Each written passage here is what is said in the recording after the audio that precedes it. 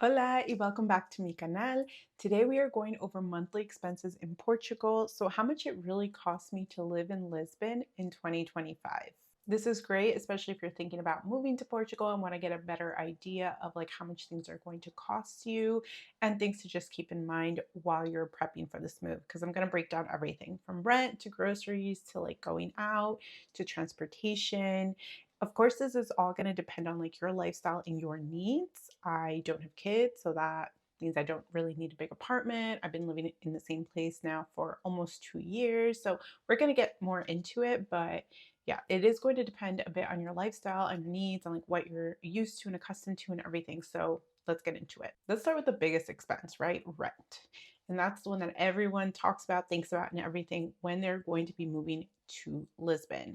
So I first moved to Évora, which is a smaller city east of Lisbon. It's about an hour and a half east from here, where I currently am. And there I was only renting a room. So there for a room, I was paying 300 euros for the room, plus about 25 euros a month for utilities.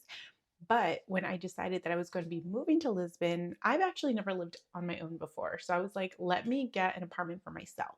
As I was looking and I was asking people, they were saying that I was probably going to find maybe a studio to a one bedroom around 800 minimum.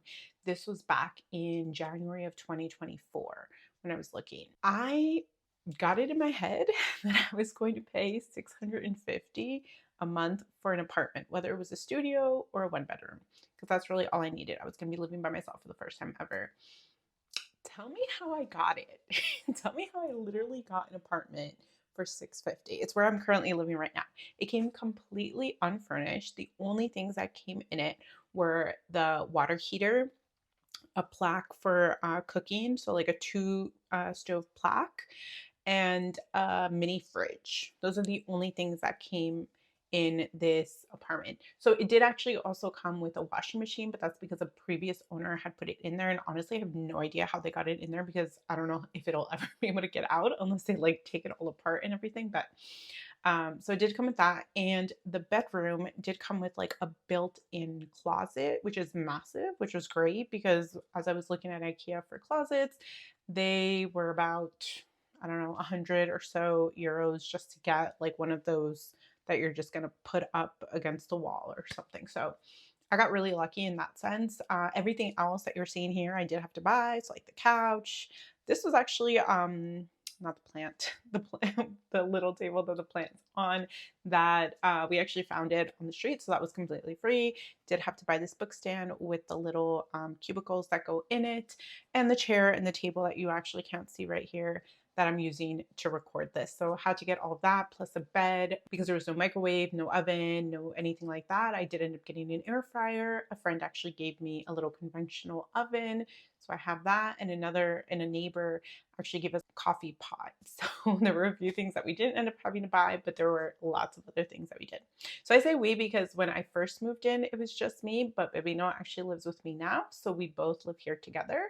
So it is a one bedroom, a true one bedroom, because the bedroom is over here on my left, which you can't see right now. Where I'm at literally right now is the dining room part of this room, and behind me is the living room. Next door is the kitchen, and below is the bathroom. It's a really interesting and strange kind of setup, but for 650 unfurnished in a great neighborhood that I absolutely love, I'm not complaining whatsoever. So it was 650 when I first moved in, but the rental contract also states this, and it probably does in other contracts as well, that the rent can increase yearly up to a certain point. So I think they can only increase it up to 2% yearly. My landlord only increased it 1%.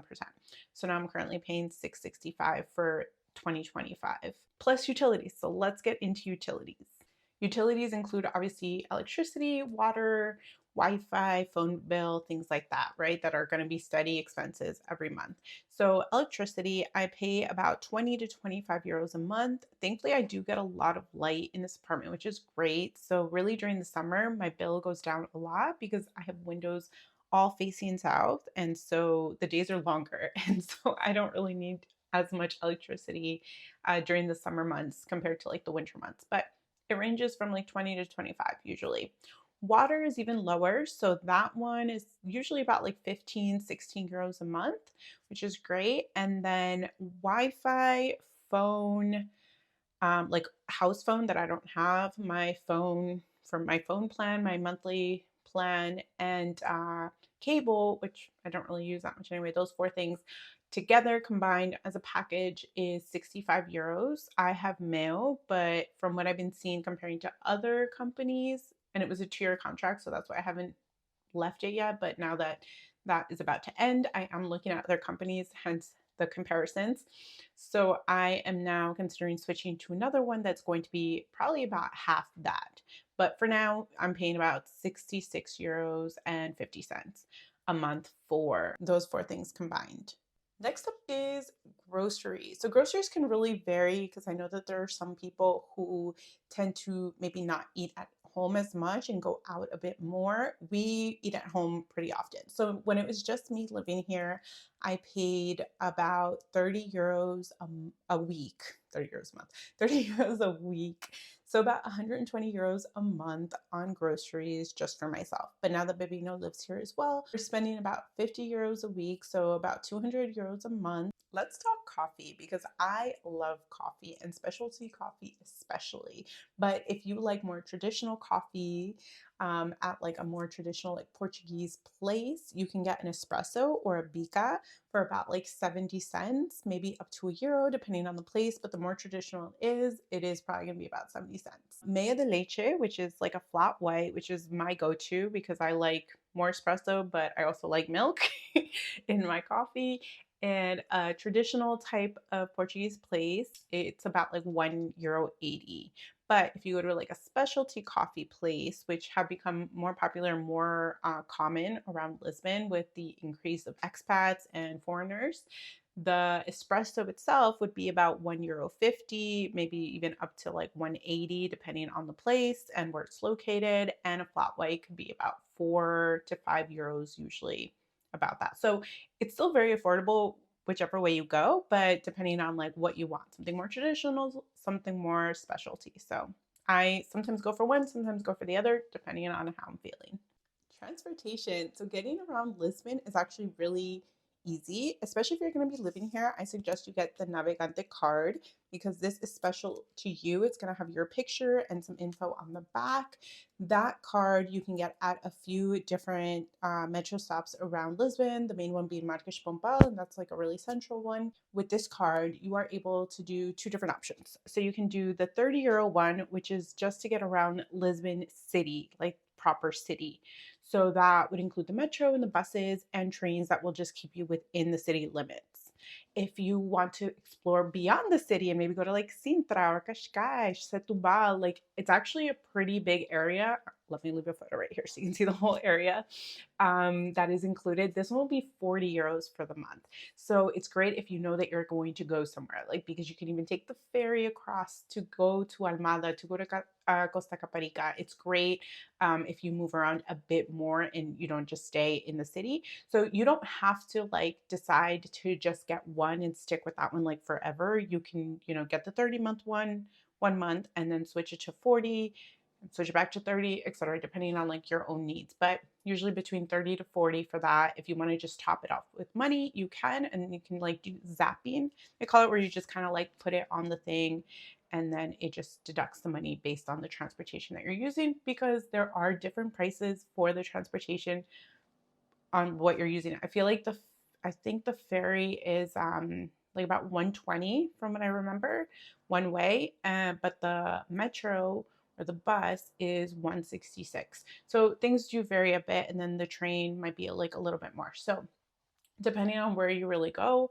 then that could vary. But I feel like getting the 30 or the 40 is actually really really great because you don't have to worry about topping up, and it's good for the whole month. Just to note though, the month starts the first of the month. So it's not like you can buy it on the 15th of one month and it'll be good till the 15th of the next month. No, it starts on the first and ends on the last day of the month, whether it's the 28th, the 30th, the 31st. So keep that in mind. So if you want to actually go beyond Lisbon and explore different areas, in the description box, I am leaving a blog post where you can see different options that are close by. They're great for day trips.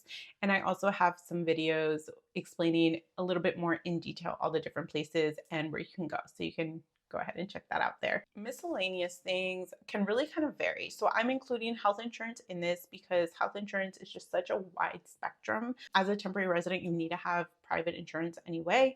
So when I first got here, I had started with one specific company, and that one, because I was paying the highest amount for the different three tiers that they had, because I just wanted to make sure that I was protected in case anything were to happen, right? So I was paying about 115 euros a month for that health insurance. Now I've actually found a different one that I pay 120 euros for the whole year. So big difference. There are lots of options and everything. If you have any questions about the different ones that I personally had, you can leave a comment below, and I'm happy to explain that more in detail. But that just kind of shows you that there's just such a big range of different health insurance that you can have. And honestly, like when I was paying 115 like a month, I really wasn't using it. I think I used it twice. And now that I have that 120, not to say that I've used it more, but there are like things that I should just do yearly checkups on. So I have to like actually use it. The reason why I switched also is because this new insurance that I have has an app. The other one did not have they had an app, but I couldn't make appointments on the app. It only gave me like the different providers that I could contact. And a lot of times they either never picked up or I just never got through to anybody. So I had to go in person and it's just become such a chaos. With this other one, it seems like there's an app. I can use that, make my appointments, and it will be hopefully a little bit more seamless. But I can do a whole other video on that. So let me know in the comments if you want me to, because I feel like insurance, health insurance is just always such a good thing to know about before moving somewhere. So I'm happy to share a bit more about my experience. I can also share about my experience in Spain because I honestly really loved the health insurance that I had in Spain. Super simple, super easy, super direct, like you knew everything you were getting. Yeah, honestly, that's like the major thing I do miss about Spain, I will say. Something else that I wanted to do when I got here was actually improve my dancing skills. So I found a few different dancing schools around Lisbon and I decided to sign up for one. I have a membership, which is like a monthly membership, and it lets me go 5 times a month. So that might seem like very little, but in those 5 days that you can go like during the morning. Sometimes they have like Pilates or yoga or stretching things. And then in the evenings, they have like the actual dancing classes. So it's like as long as it's all within the one day, then you're able to use one of your days on that. So I felt like 5 days was kind of enough. There were some months where I did switch to the 9 days a month, and then I sometimes didn't use all of them. So it just made more sense for me to just do 5 days a month because I have so many other things going on as well. I just didn't want to commit so much time to that. So for 5 days a month, it is 47 euros plus a yearly 10 euro insurance fee that they charge just to make sure if anything were to happen to you while you were there, you're covered based on like their insurance thing. So yeah, so 47 euros a month for that. And if it was the 9 euros or the 9 times a month, it was 67. And if you wanted fully unlimited, it would be 87. But I feel like unlimited, just being able to go every day, I just don't have the time for that. So I just stuck with 5 times a month, 47 euros. There we go. Let's talk entertainment. So this is where it's really going to vary per person because some people spend a lot more on entertainment, on going out, on doing things, and some people don't, right? So I can only speak on my experience. And so I generally spend about 200 euros a month to go out for brunch, for coffees, for drinks, for like going out at night and like dancing, because there are some places that do charge a cover. So that is about how much I spend. It can fluctuate. There are some months where I spend way less than that, some months that I do spend a bit more, but I, as you see, don't even have my nails done. I have a thing at home, so I normally do my nails at home. I will sometimes get my lashes, and when I do, that's like about 50 euros. If I want to get a wax, that's usually like 20 euros or less.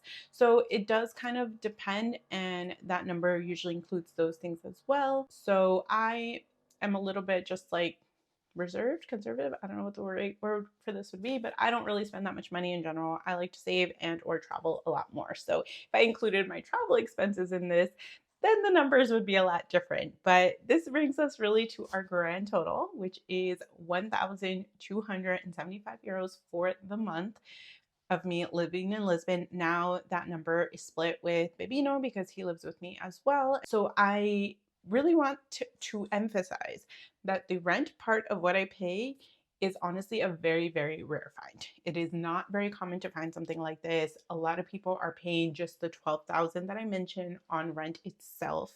Okay, I'm not trying to say that you're going to get here and you're going to find the super cheap rent and everything. It is very, very, very uncommon, and you have to be literally on the apps and on the websites and everything and hoping to not get scammed because there are a lot of scammers out there. So please, please be careful. And there were people who will, show you certain pictures of something, and then in the end you get something else. So please be aware of, like, don't pay anything until you've seen it for yourself. Okay. If you want me to do a video where I talk about the different neighborhoods in Lisbon of like where you could live, should live, depending on like how flat it is, depending on like how many things there are to do in that area. But because Lisbon is so small, it really is easy to get around. If I should do a video like that, please let me know in the comments. I'm happy to share like the different neighborhoods and everything like that now that I've been living here for a while and I have a better idea of like where everything is and how things are laid out here. So I can do that. So just to recap, that this will vary a lot depending on your own lifestyle, but I hope that if you are considering moving to Portugal or you are living here now and you feel like you're paying too much or not enough or whatever the case may be, that there are such a variety of different like options, right? And different things. There are lots of like free or like not so expensive activities that I tend to partake in. And I love kind of putting all of that together and just doing, just unique things that I couldn't really do elsewhere. If you found this video helpful, please don't forget to like, to subscribe, and to comment what your favorite part of this was below. Like what you expected. Is it way more than what you thought, way less, compared on like what you might know about Lisbon or Portugal in general? Please let me know in the comments.